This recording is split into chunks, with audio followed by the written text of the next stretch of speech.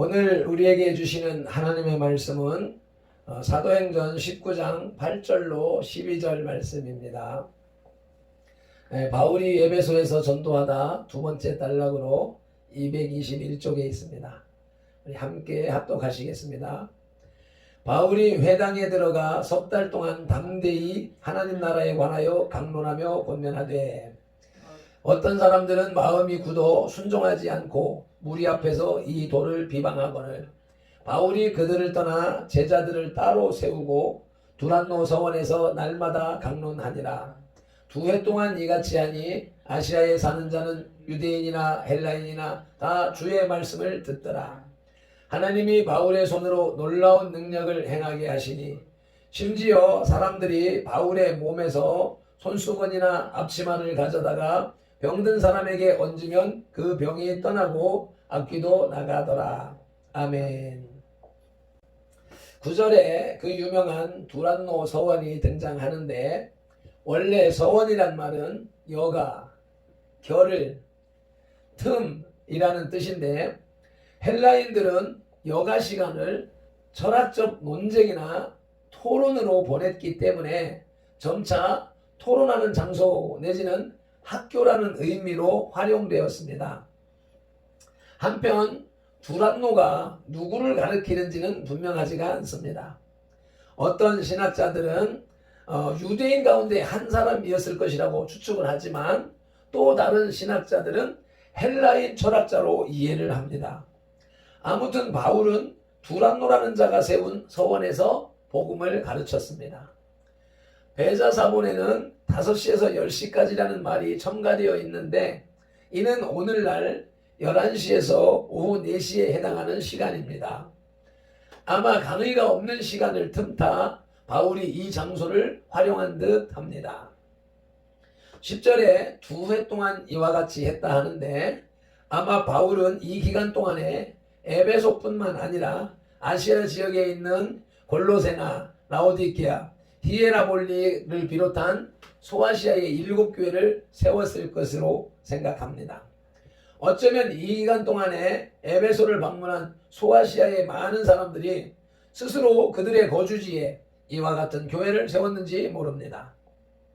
아무튼 에베소에서 장기간에 걸친 복음 사역은 주변에 있는 많은 사람들에게 큰 영향을 미쳤음이 틀림없습니다. 오늘은 에베소에서의 바울이라는 제목으로 하나님의 말씀을 들으시겠습니다. 위대한 복음 전도자인 바울은 어디를 가나 영혼에 대한 관심뿐이었습니다. 그는 다메섹에서 예수 그리스도를 영접한 후 관심이 복음과 하나님 나라의 선교 외에는 일체 다른 것이 없었습니다. 아덴을 거쳐 고린도에서 고린도를 떠나 에베소에 이른 바울은 그 어느 도시에서와 마찬가지로 예수 사랑을 증거했습니다. 본문은 에베소에 이른 바울이 두란노 서원에서 2년을 머무르면서 그러한 복음을 선포하는 중에 일어난 여러 가지 사건의 기록입니다. 에베소서의 바울의 모습을 지어라마 비전하면서 은혜를 받으시겠습니다. 첫째로 에베소의 바울은 하나님 나라에 대해 전파하였습니다. 8절입니다. 바울이 회당에 들어가 석 달 동안 담대히 하나님 나라에 관하여 강론하며 권면하되. 아멘. 바울의 변함없는 주제는 예수였습니다. 하나님 나라의 인도자인 예수가 바울이 강론하며 권면한 주제의 핵심이었습니다. 바울은 훌륭한 가문의 사람으로서 출중한 학문적 배경과 좋은 사회적 신분을 소유한 사람이었으나 이러한 조건들을 자랑하지 않고 십자가에 달리신 예수, 부활하신 예수만을 자랑하며 전하였던 것입니다. 기에로 게고르가 그리스도인이란 하나님 나라의 간척이라고 말한 것처럼 바울은 하나님 나라의 확장이 그의 전생애의 목표였습니다. 자신의 신분과 지위를 배설물로 여기고 예수 그리스도를 아는 지식이 가장 고상함을 어디를 가든지 생활로서 보여준 사람이었습니다. 빌립보서 3장 8절로 9절 말씀입니다.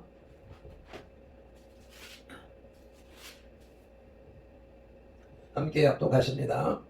또한 모든 것을 해로 여김은 내 주 그리스도 예수를 아는 지식이 가장 고상하기 때문이라. 내가 그를 위하여 모든 것을 잃어버리고 배설물로 여김은 그리스도를 얻고 그 안에서 발견되려 함이니 내가 가진 의는 율법인에서 난 것이 아니요 오직 그리스도를 믿음으로 말미암는 것이니 곧 믿음으로 하나님께로부터 난 의라. 아멘. 본업은 예수님을 증거하는 것이었고 부업을 천막을 만드는 일이었습니다. 자비량으로 하나님 나라의 선교에 일생을 헌신한 바울이었습니다. 우리는 바울의 이러한 일생의 도전을 받아 주님께서 부탁하신 복음 전파의 사명을 감당하여야 하겠습니다. 주업이 복음 전도, 부업이 내 생업인 것이란 말이죠. 바울이 전하는 복음에는 늘 비방하는 자들이 있었습니다. 9절 전반절에 어떤 사람들은 마음이 굳어 순종하지 않고 무리 앞에서 이 도를 비방하거늘. 복음이 선포된 이래 복음 앞에는 늘 대적하며 비방하는 무리가 있었습니다. 한 번도 순조롭게 복음이 선포된 적은 없었습니다. 매우 험난한 일이라 아니할 수 없습니다. 그래서 성경은 성도를 그리스도의 군사라고 표현합니다. 심지어 바울도 그가 회심하기 전에는 그리스도인들을 핍박하고 박해한 사람이었습니다. 그런데 복음의 대적자들의 배후에는 사탄이 있습니다. 사탄이 복음 전파자를 대적하도록 조종하는 것입니다. 그러나 그렇다고 성도가 이를 두려워해야 할 이유는 없습니다. 로마서 1장 16절에서 이 복음은 모든 믿는 자에게 구원을 주시는 하나님의 능력이 됨이라고 말씀하시기 때문입니다. 하나님의 능력은 복음과 함께 존재합니다.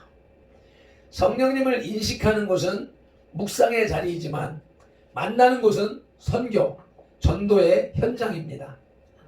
사도행전은 이것을 우리에게 가르쳐 주시기 위해서 기록된 책입니다. 그러므로 다른 모든 성경도 마찬가지이지만 특히 이 사도행전을 읽는 사람은 선교, 전도함으로 오는 모든 고난과 위협을 두려워하지 않습니다. 아멘. 에베소서의 바울은 세 번째로 제자들을 세우고 가르쳤습니다. 9절입니다. 바울이 그들을 떠나 제자들을 따로 세우고 두란노 성원에서 날마다 강론하니라. 아멘. 유대인 회당에서 복음을 전하던 바울은 비방하는 무리가 일어나자 그들을 떠나 두란노 성원에서 제자를 키웁니다. 그리고 그들에게 구체적인 교육을 시킵니다. 즉 성경 공부 및 제자 훈련을 시키는 것입니다. 예수님께서도 12명의 제자들을 따로 훈련시키셨습니다. 이 12명의 제자들이 복음을 전 세계로 확산시키는데 초석이 된 것은 잘 알려진 사실입니다. 복음의 전파에는 결코 인원의 많고 적음에 좌우되지 않습니다. 지금 3.1절 앱 심기 운동도 역시 마찬가지입니다. 과거에 천만인 서명에 많은 봉사자들이 나와서 붐을 이루었었지만 지금 3.1절 앱 심기에는 소수의 정예 요원들만이 나와서 일을 하는 모습을 보게 됩니다. 이제 기드온의 300용사의 기적이 이 시대에 지금 대한민국에서 실현되고 있음을 확신합니다. 성패는 성경적인 훈련이 잘 되어 있고 성령님의 도우심을 구하는 성도에 의해서 좌우되는 것입니다. 이러한 훈련이 잘 된 제자가 배가운동을 일으키기 때문입니다. 그래서 바울은 자신도 제자들을 양성했을 뿐만 아니라 디모데후서 2장 2절에서 디모데에게 말합니다. 또 내가 많은 증인 앞에서 내게 들은 바를 충성된 사람들에게 부탁하라. 그들이 또 다른 사람들을 가르칠 수 있으리라. 이렇게 이것이 제자 훈련을 권면하는 바울의 가르침입니다. 두란노 서원에서 가르친 제자들을 통하여 에베소 교회가 세워졌습니다. 그리고 에베소 교회를 모교회로 하여 아시아 지역에 세 개의 교회가 세워졌습니다. 복음은 대적자들의 끈질긴 방해 활동에도 불구하고 충성된 제자들에 의해서 계속 확장되었던 것입니다. 아멘. 이제 끝으로 바울의 에베소서의 사역에서는 성령의 능력이 강하게 나타났습니다. 11절입니다. 하나님이 바울의 손으로 놀라운 능력을 행하게 하시니. 아멘. 여기서 놀라운 능력이란 인간의 힘으로서는 불가능한 기적을 창출하는 하나님의 능력을 말합니다. 12절에 심지어 사람들이 바울의 몸에서 손수건이나 앞치마를 가져다가 병든 사람에게 얹으면 그 병이 떠나고 악귀도 나가더라. 아멘. 이러한 초자연적 기적이 나타난 것입니다. 엘리야와 함께 하신 기적의 하나님, 베드로의 그림자를 통하여서도 기적을 보여주신 하나님의 능력이 복음이 전파되는 현장, 에베소에서 폭발적으로 일어난 것입니다. 이렇게 때를 얻든지 못 얻든지 시기와 환경에 구애됨이 없이 받은 바 주의 말씀, 주의 지상명령을 실행하는 성도에게는 오늘날도 놀라운 성령님의 은사가 불일 듯 일어나는 것입니다. 민들레 씨앗, 민들레 홀씨는 제 힘으로 비상하는 것이 아니라 불어오는 바람에 의해 생명이 전파되는 것입니다. 우리의 삶도 그렇고 전도, 선교하는 현장에서도 역시 마찬가지입니다. 성령의 바람이 불어야 역사가 나타나는 것입니다. 오늘도 저와 여러분들이 가는 곳곳마다 이러한 성령의 강한 바람이 불어오기를 예수님의 이름으로 축원합니다. 아멘. 회당에서 3개월 동안 복음을 전한 바울은 유대인들의 방해를 받아 다시 두란노 서원으로 거처를 옮깁니다. 여기서 바울은 2년에 걸쳐 복음 사역에 전념합니다. 오늘날도 우리 주변에는 비록 드물긴 하지만 기사와 이적을 행하는 믿음의 사람들이 있습니다.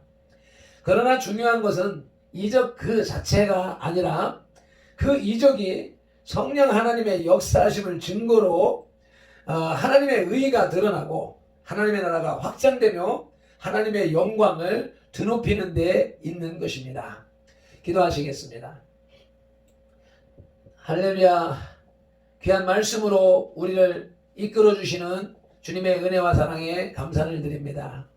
오늘도 하루를 시작함에 있어서 바울이 두란노 서원에서 제자 훈련하는 방식을 우리에게 가르쳐 주셨습니다. 우리가 주님의 제자로서 이 말씀을 쫓아 열심히 바울처럼 목숨을 걸고 복음을 증거하는 자세로 나가게 하시고 그 제자화가 되어진 후에 또 다른 사람들에게 이 사실을 증거하여서 그들로 하여금 복음을 전하게 하는 제자 훈련, 제자화가 되어져가는 하루가 될 수 있도록 도와주시옵소서. 오늘도 만나는 사람들, 교제하는 사람들에게 주의 말씀을 증거하고 그들을 제자 삼는 날이 될 수 있도록 인도하여 주시옵소서. 하루 일과를 주님 앞에 맡기고 우리 주 예수 그리스도 이름으로 기도드리옵나이다. 아멘.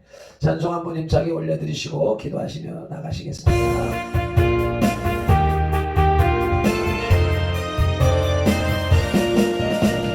죄에서 자유롭게 하고 보혈에는요 주의 보혈 시험으리 이곳은 이하니 참 놀라운 능력이로다. 주의 보혈 능력은 도나 주의 배 믿으오. 주의 보혈 그 어린 양을 외국의 중한 배로다. 육시 종욕을 해결해본 보혈에는요 주의 보혈 정결한 모든 것 맑으신 놀라운 능력이로다.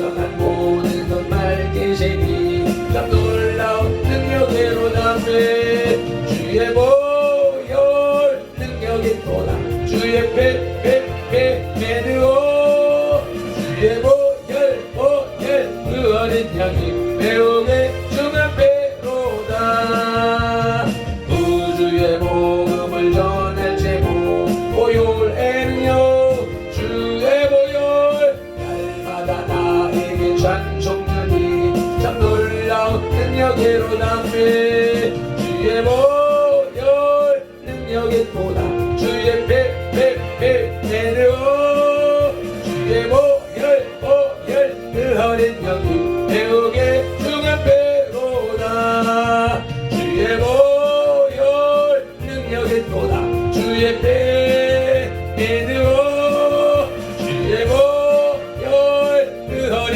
양이 배우게 중한 배로다 아멘 아멘 주여 삼창하며 기도로 나가십니다 주여